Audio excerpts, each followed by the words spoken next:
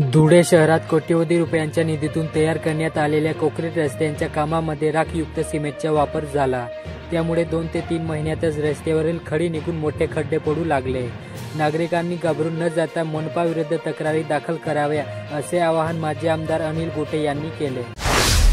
शिरपूर शहरातील HR Patel pharmacy महाविद्यालय आणि उत्तर महाराष्ट्र विद्यापीठ यांच्या संयुक्त विद्यमाने व विद्यापीठाच्या कुलगुरू संशोधन प्रेरणा योजना VCRMS अंतर्गत संशोधन निधीतून तालुक्यातील लौकी या गावात महिलांसाठी थायरॉइड तपासणी शिबिराचे आयोजन नुकतेच करण्यात आले होते। या शिबिरात 55 महिलांची थायरॉइड तपासणी करण्यात आली। साक्री तालुक्यातील लगडवाळ येथील तरुण संतोष मणिलाल बागुल याने 7 रोजी झाडाला गळफास घेतला। त्यास ग्रामीण रुग्णालयात नेले असता डॉक्टर चांदणे यांनी तपासणी अंतिम मृत घोषित केले। या प्रकरणी आकस्मिक मृत्यूची नोंद करण्यात आली।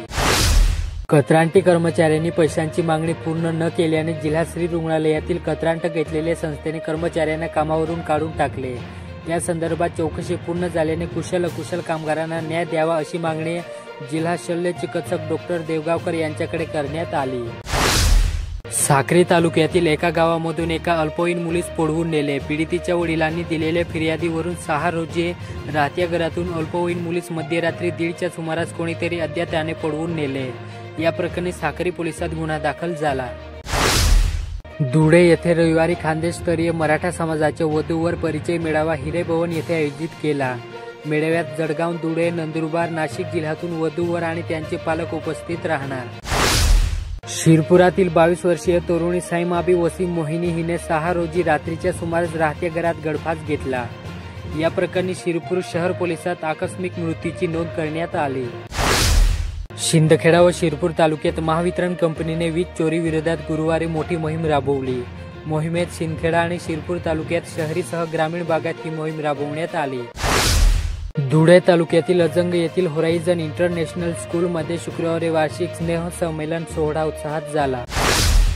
विद्यार्थ्यांनी पुस्तकी ज्ञानाबरोबरच व्यावहारिक ज्ञान संपादन करून आपल्या जीवनाची इमारत भक्कम उभी करावी व उच्च शिक्षण घेऊन क्लास 1, क्लास 2 अधिकारी व्हावे। याबरोबरच मोबाईलचा अतिवापर धोकादायक असल्याचे प्रतिपादन आमदार चंद्रकांत सोनवणे यांनी अंतरुलीकर शाळेच्या वार्षिक पारितोषिक वितरण आणि स्नेह संमेलन कार्यक्रमात केले। जिल्हा परिषद शाळा पापडीपाडा तालुका साक्री येथे गोगड परिवारातर्फे विद्यार्थ्यांना शाळा उपयोगी साहित्याचे वाटप करण्यात आले। पती पत्नीच्या झालेल्या किरकोळ वादातून पत्नीने घरात कोणीही नसताना गळफास घेत आत्महत्या केली। या प्रकरणी देवपूर पोलिसात आकस्मिक मृत्यूची नोंद करण्यात आली।